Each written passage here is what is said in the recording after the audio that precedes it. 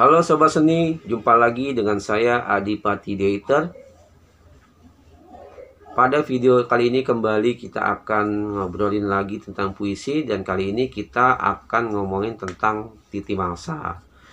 Nah, ini buat teman-teman yang belum tahu apa itu titi mangsa. Titi mangsa itu adalah keterangan yang berada di paling bawah puisi. Itu biasanya ada nama kota atau nama tempat lah, nama tempat dan keterangan waktu atau tanggal. Nah, ini buat sebuah puisi menjadi penting. Nah, kenapa penting? Nanti saya akan jelaskan setelah ini. Titi mangsa itu umumnya terdiri dari lokasi geografis dan data waktu atau tanggal. Lokasi geografis itu isinya bisa berupa nama kota, nama provinsi, nama negara. Itu umumnya seperti itu. Tapi juga penyair juga ada beberapa penyair yang tidak menggunakan kota dan negara atau tempat, sehingga dia maksudnya tidak dia menyamarkan lokasi negaranya, tempat tinggalnya. Dia menyamarkan untuk tujuan tertentu lah. Itu yang paling tahu adalah penyairnya. Misalnya apa? Misalnya penyairnya menuliskan kamar 1945 gitu. Jadi nggak tahu tuh di kota mana, cuma lokasinya di kamar.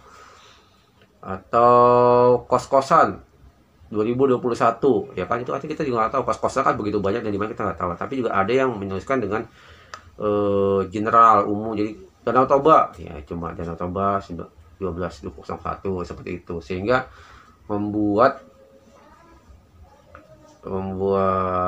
pembaca hanya mengetahui sedikit tentang lokasi atau geografis daripada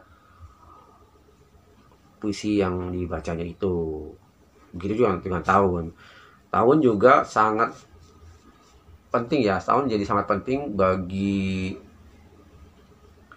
pembaca dan penafsir untuk mengetahui kondisi atau situasi yang terjadi pada tahun itu, tahun dibuat. Misalkan puisi dibuat tahun 1945, maka pembaca akan mampu membayangkan bahwa Indonesia pada tahun 1945 itu sedang ramainya, gegap gempitanya mengenai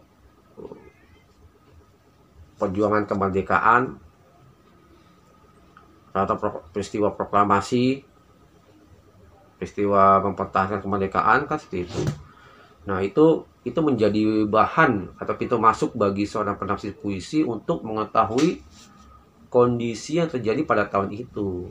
Nah, seperti itulah pentingnya sebuah titi mangsa. Lalu titi mangsa itu sesungguhnya tidak hanya ada di puisi loh. Titi mangsa itu ada juga di lukisan, ada juga di apa lagi ya, di sketsa, bahkan ada juga di patung. Walaupun nggak semua sih, tapi ada juga di patung-patung titi mangsanya. Nah, begitulah fungsi daripada titi mangsa bagi penulisnya maupun bagi pembacanya atau penafsir puisinya.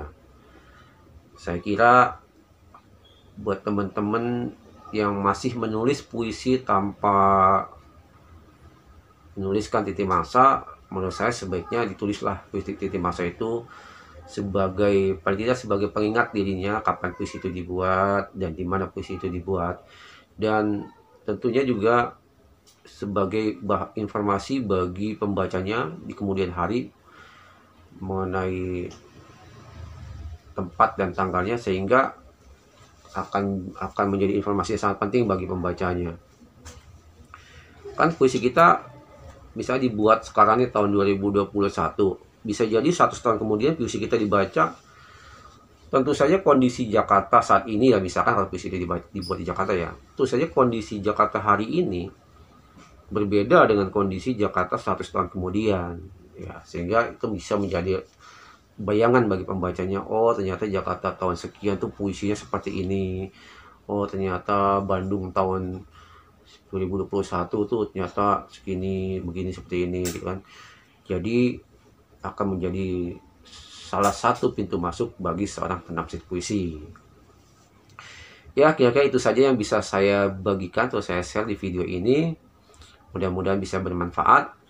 Jangan lupa untuk menekan tombol subscribe-nya dan menyalakan loncengnya untuk mendapatkan video saya selanjutnya. Terima kasih sudah menyimak video ini. Salam literasi.